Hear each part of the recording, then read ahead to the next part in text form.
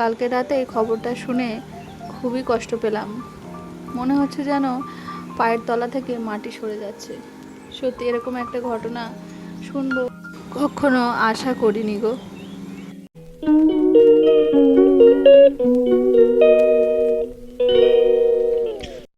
Hello everyone, good morning, welcome back to my channel. কেমন আছো তোমরা? আশা করি ভালো আছো। সকাল থেকে মনটা একটুও ভালো নেই। কি ঘটেছে, কি হয়েছে সেটা তোমাদের সবটা বলবো, তো অবশ্যই তোমরা সঙ্গে থাকো। এই যে ইভানের পাপা বেরোচ্ছে এখন, কাজের উদ্দেশ্যেই বেরোচ্ছে, কারণ কালকে রাতে যে ঘটনাটা ঘটেছে সেটা তোমাদের একটু পরেই শেয়ার করছি। ও এখন যাচ্ছে একটা জায়গায় ইন্টারভিউ দিতে। তো অনেকটা দেরি হয়ে গেছে, ওকে যাওয়ার টাইম দিয়েছিল 10টা, এখন প্রায় 10টা 10 হয়ে গেছে। তো গিয়ে পৌঁছালেই হয় আর কি, জানি না কি হবে, কারণ সকাল থেকে মনটা একটু ভালো লাগছে না। রান্নাবান্নাও তেমন করিনি, সিদ্ধ ভাত করেছি আর কিচ্ছু করিনি। আর ইভানের পাপা ওই সিদ্ধ ভাত আর আন্টি এঁচোড়ে তরকারি দিয়েছিল, সেটা খেয়েই আর কি যাচ্ছে। তো দাঁড়াও বলছি তোমাদের কি হয়েছে। অবশ্যই সঙ্গে থাকলে পুরো ভিডিওটা দেখো, তাহলে বুঝতেই পারবে। আর এদিকে আমটা তো রোদে দিতেই হবে, মন খারাপ করে বসে থাকলে তো আর হবে না, কারণ ইভান আছে। ইভানের জন্য আমার সব কিছুই করতে হবে। হেরে গেলেই তো সব কিছু হেরেই যেতে হবে, তাই না? কিন্তু কি করব, দিন তো চলতে হবে, বাঁচতে তো হবে, তাই তো। তো দেখো ইভানের পাপা বেরিয়ে গেল, ওর ইন্টারভিউ আছে একটা জায়গায়, সেখানে গেছে। আর আমি যাচ্ছি। মানে আমার তো সকাল থেকে একদমই কিছু খাওয়া দাওয়া হয়নি, কারণ মন ভালো না থাকলে কিছু খেতেও ভালো লাগে না। ইভানকে খাওয়াছিলাম, খায়নি। আবার আন্টি আবার ওকে খাওয়ালো, অনেকক্ষণ ধরে খাওয়ালো। উনি খাওয়ায় বলে আমার অনেকটা চিন্তা কম। আর এদিকে রান্না করিনি বলে আন্টি আবার এই যে ছোলার ডাল দিয়ে এঁচোড়ের তরকারি আর এঁচোড়ের তরকারি দিয়েছে, মানে দুটোই এঁচোড়ের তরকারি আর কি। যাই হোক, আবার এই যে ভাত বসালাম আর আমি ডাল সিদ্ধ করব। আর ইভানের জন্য রাঙা আলু দিয়ে পরোটা করে দিয়েছিলাম, ওটা সকালবেলা খেয়েছে আর দুধ অর্ধেকটা খেয়েছে। আর এখন বাজে প্রায় দুপুর 1:30। তো ইভানের পাপা তো চলে গেছে দেখলে। আর ও ঠাম্মা ওকে ভাতটা খাইয়ে দিয়েছে, অনেকটা বাচ্চা এতক্ষণ কিছু খায়নি। আর যে ইভানের পাপা চলে এসেছে, পরোটা নিয়ে এসছে, তো ও দুটো খেয়েছিল, আমাকে একটা রেখেছিল, সেটাই দুপুর 1:30টার সময় আমি খেলাম। কষ্ট হচ্ছিল, খাচ্ছিলাম না, জোর করে বললো যে খাও। খাওয়ার পরে স্নান করে এসে ইভানের পাপার ভাতটা দিলাম, যে তুমি এত তাড়াতাড়ি চলে এসেছো, তো ভালো হয়েছে, কারণ একসাথে খাওয়া যাবে।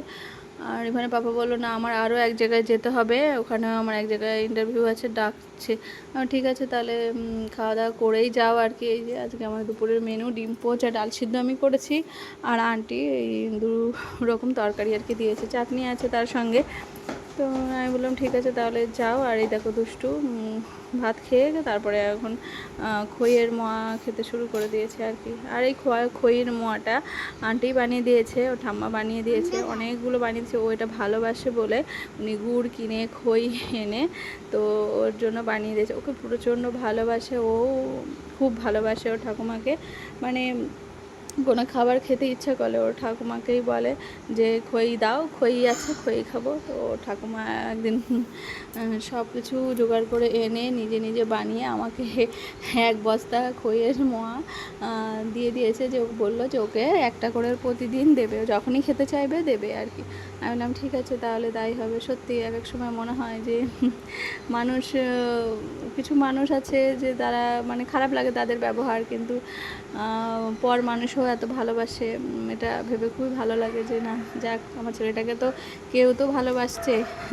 এটা বেশি মানে এটা ভেবেই ভালো লাগে আর কি। যাই হোক, ইভানের পাপা দেখো খাওয়া দাওয়া করে আবার বেরিয়ে গেল।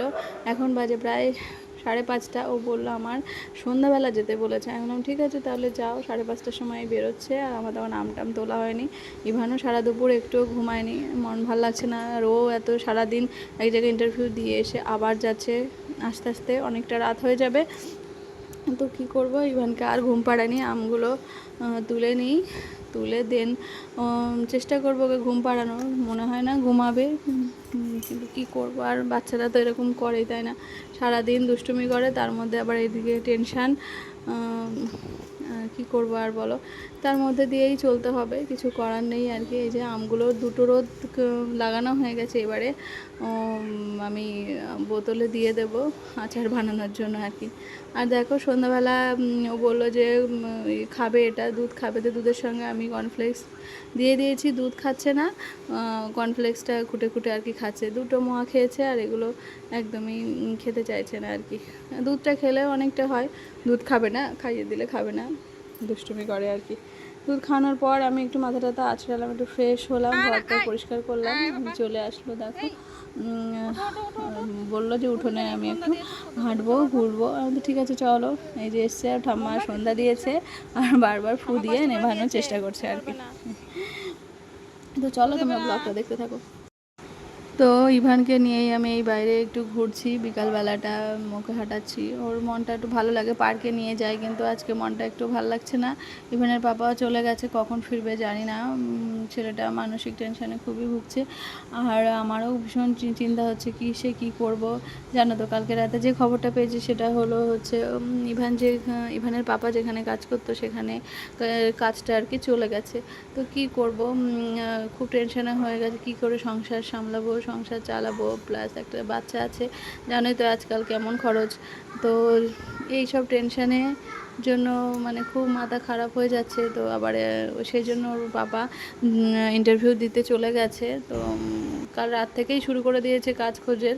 তো সেই জন্য গেছে 2 জায়গায় একদিনেই রেখেছে, সেই জন্য ও দৌড়োদৌড়ি করছে আর কি। যাই হোক, আমিও বলেছি এবারে পাপাকে আমি কাজ করব। ও বললো যে ছোটো বাচ্চা নিয়ে তুমি কি করে কাজ করবে। বললাম না, যেভাবে হোক তুমি করবে সেটা আমি করবো, না হলে একটা লোক রেখে দিতে হবে বাচ্চা দেখাশুনো করা, তাই না? কিন্তু কী করবো, সংসারটা তো চালাতে হবে। আর এই জন্যই আর কি টেনশান। তো জানি না কাজটা হবে কি না, ইন্টারভিউ তো দিতে গেল, জানি উপরবেলা যদি ভাগে রাখে তাহলে একটা কাজ যে কোনো মূল্যে আর কি হয়ে যাবে। দেখা যাক, তোমরা আশীর্বাদ করো যেন একটা কাজ হয়ে যায়। আর এদিকে দেখো রাত্রেবেলা ম্যাগি করে দিয়েছিলাম, আর ম্যাগির মশলাটা আমি দিই না বলে ম্যাগিটা সিদ্ধ করে তুলে হালকা পেঁয়াজ দিয়ে ভেজে দিয়েছি। তো ওটাই ও এখন মানে রাতে ডিনার হিসাবেই খাবে আর কি। তারপরে যদি ভাত খাবে, কারণ ও ভাত একদমই খেতে চায় না যদি এটা খায়। আর ইভানের পাপা এখনও বাড়ি আসেনি, এখন বাজে প্রায় 10:30।